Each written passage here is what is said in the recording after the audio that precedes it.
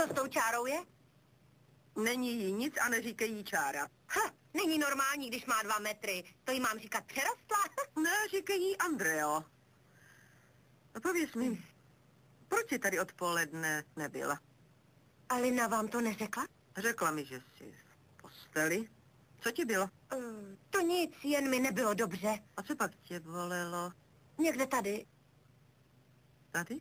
Tady. Proč už tento víkend?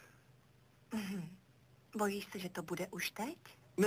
Ne, to ne, ale prostě nevím. No, Proč? tvoje babička řekla, ať se přestěhuju co nejdřív. Chci ji potěšit.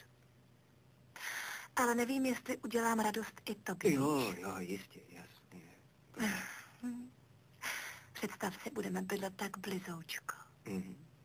Tak blizoučko.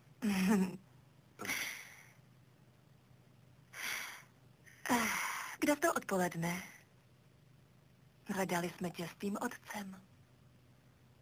No, byl jsem někde.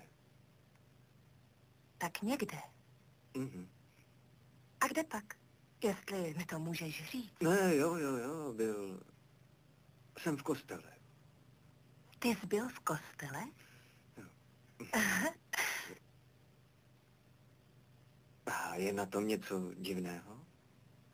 Ne, to není divné. Jenom jsem vůbec netušila, že jsi tak zbožný. A chodíš často do kostela? No ne, jen když musím něco slíbit. Chce někdo něco v koupelně? Jdu se totiž koupat. Jenom se hezky vykoupej, už to dost potřebuješ. A hlavně po sobě ukliď. No promiň, ty říkáš, že jsem špinavá?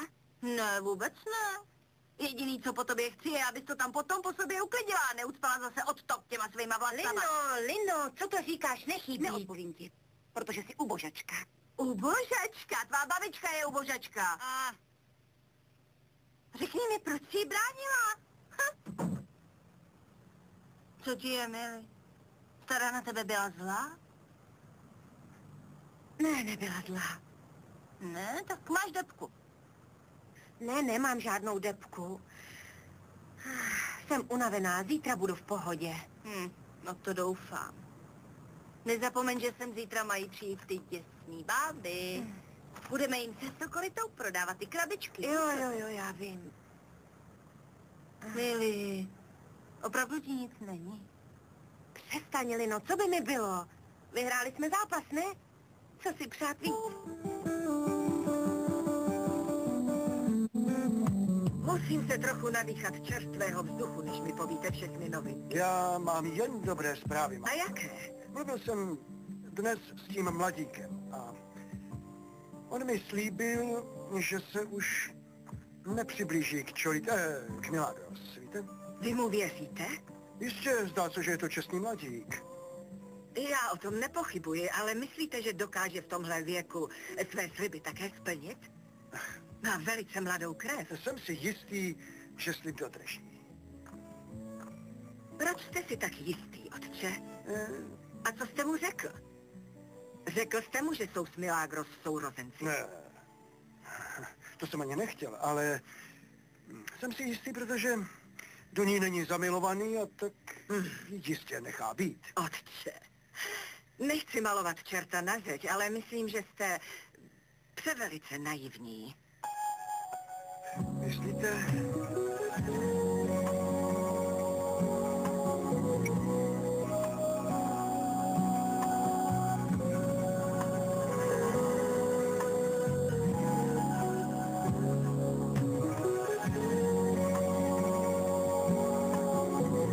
To já bych tě tedy bral. Nekycej. Nelži. Baví.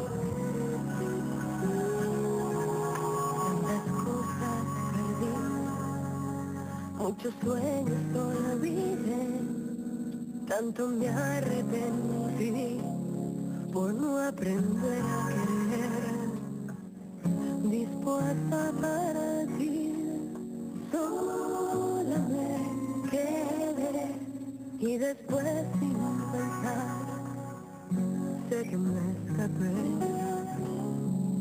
Luego en soledad, tantos sitios caminé. Era así la verdad, tan vacía y tan cruel, me animé a volar.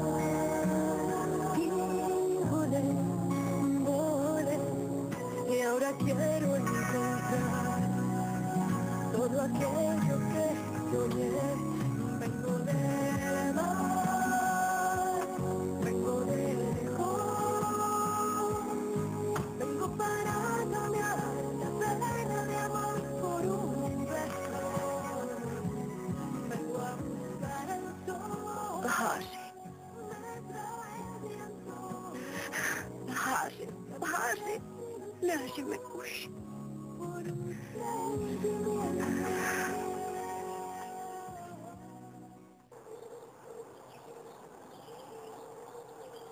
Poslyš, Glorie, nebudu ti to víckrát opakovat, ať se to už nestane. A to je mám jako poslat pryč, když se za mnou přijdou, nebo co? Ano, jsi už velká slečna, tohle prostě dělat nemůžeš. A matko představená, zrovna jsem vás hledal. Ano, okamžik, otče, no tak už běž a chovej se slušně.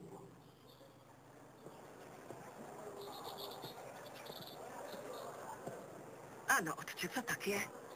V noci jsem vůbec nemohl usnout. Ale otče, proč jsi mi neřekl o šále klipového? Ne, o to nejde. Myslel jsem pořád na... Na koho, na mě? Ne, na vás, matko, ne, na člověka. Tak to ano. Nevím, jestli to děláme dobře, matko. Něco vám řeknu, otče, už jsem o tom také přemýšlela. A co kdybychom tomu mladíkovi řekli raději pravdu, aby neporušil slib?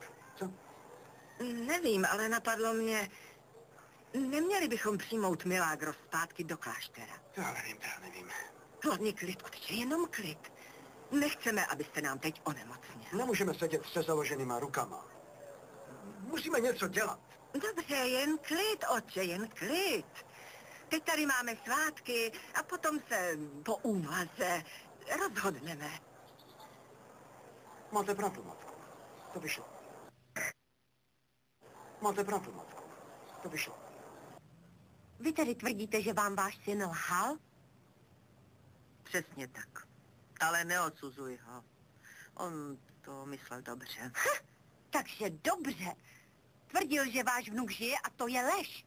Ne, řekl to ze soucitu. Nechával mě žít s tou nadějí mnoho let. Ale teď? Teď co? A teď co? Já mám nápad, okamžiček. Já mám nápad, jen se mi nesložte, jo? Poslouchejte, madam. Chtěla jste vnuka, kterého jste neznala. A tak adoptujte mě, můžu být vaše vnučka. Jsem přece asi v jeho věku, že jo? Děkuji. Nevím za co. Moc si mi teď pomohla. Tak počkat, nebudu to dělat jenom tak. Budu pracovat jako vaše vnučka. Řekněme za 2 čokolády na den. Ty jsi ale případ.